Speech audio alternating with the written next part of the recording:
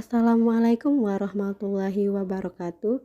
Today I would to teach you about narrative text, and lesson today is story Cinderella. Apa itu narrative text?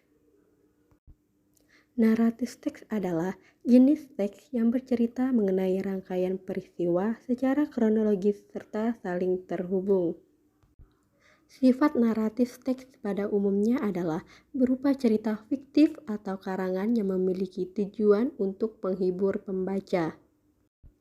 Struktur naratif teks dibagi menjadi 3. Pertama, orientation, yang berisi mengenai perkenalan tokoh dan latar. Kedua, complication, yang mengenai awal mula peristiwa atau kejadian. Awal mula peristiwa tersebut menjadi rentetan alur cerita yang kemudian berlanjut pada konflik, klimaks serta anti klimaks. Dan yang ketiga, resolution, merupakan bagian akhir cerita yang umumnya berisi penyelesaian. Listen to me ya. Story Cinderella. Di suatu desa hiduplah sebuah keluarga bahagia yang terdiri dari ayah, ibu, dan seorang anak yang bernama Cinderella. Namun suatu hari sesuatu yang menyedihkan menimpa keluarga tersebut, di mana ibu Cinderella meninggal, dan akhirnya ayahnya menikah lagi kepada seorang janda yang sudah mempunyai 2 anak perempuan. Ayah Cinderella bekerja di luar desa dan selalu pergi meninggalkan Cinderella bersama ibu tiri dan juga saudara tirinya. Cinderella diperlakukan bagai budak oleh ibu tiri dan saudara tirinya, sehingga dia hidup dengan sangat sedih.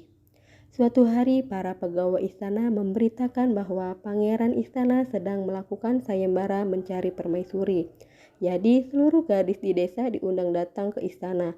Mendengar itu, saudara tiri Cinderella sibuk menghias diri dengan gaun dan perhiasan yang mewah untuk pergi mengikuti acara tersebut. Cinderella sedih karena dia tidak bisa ikut, dan juga dia tidak punya pakaian yang layak.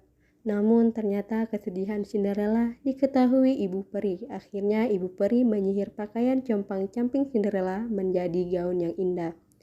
Dan juga para tikus menjadi pengawal, sedangkan labu di dapur Cinderella berubah menjadi kereta kencana.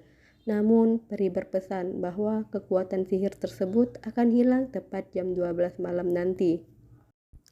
Sesampainya di istana, semua gadis memandang iri Cinderella karena cantik dan anggun. Pangeran pun mengajak Cinderella berdansa, hingga Cinderella lupa bahwa sudah hampir pukul 12 malam. Akhirnya jam istana berdentang dan Cinderella terkejut dan berlari dari hadapan pangeran. Namun sepatu kacanya terlepas satu, dan benar, semua kembali ke awal, kecuali sepatu kaca yang masih dipegang pangeran dari Cinderella. Akhirnya pangeran mencari gadis yang berdansa dengannya dan mencari setiap rumah yang mempunyai anak gadis hingga sampailah ke rumah Cinderella. Walau ibu tirinya menyuruh Cinderella bersembunyi, tetapi pangeran mengetahuinya. Akhirnya Cinderella menikah dengan pangeran dan tinggal di istana. Let's begin. Is there any question? Pertanyaan pertama. Siapa yang menyihir pakaian compang-camping Cinderella menjadi gaun yang indah? A. Seorang ibu peri. B. Seorang ibu tiri. C. Seorang pangeran. Jawabannya A. Seorang ibu peri. Pertanyaan kedua. Apa hadiah dari ibu peri yang bisa disimpan Cinderella untuk dirinya sendiri? A. Kereta kencana. B. Gaun pesta. C. Sepasang sepatu kaca. Jawabannya C. Sepasang sepatu kaca. Pertanyaan ketiga. Pada pukul berapa kekuatan sihir tersebut akan hilang? A. 12 siang. B. 12 malam. C. 1 malam. Jawabannya B. 12 malam. Pertanyaan keempat. Siapa yang menjadi pengawal Cinderella pada saat pergi ke sayembara pangeran? A. Para ayam. B. Para hamster.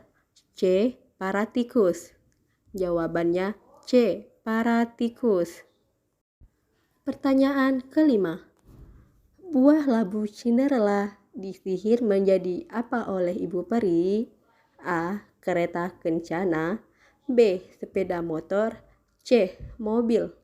Jawabannya A. Kereta kencana. Thank you. See you next time. Dadah.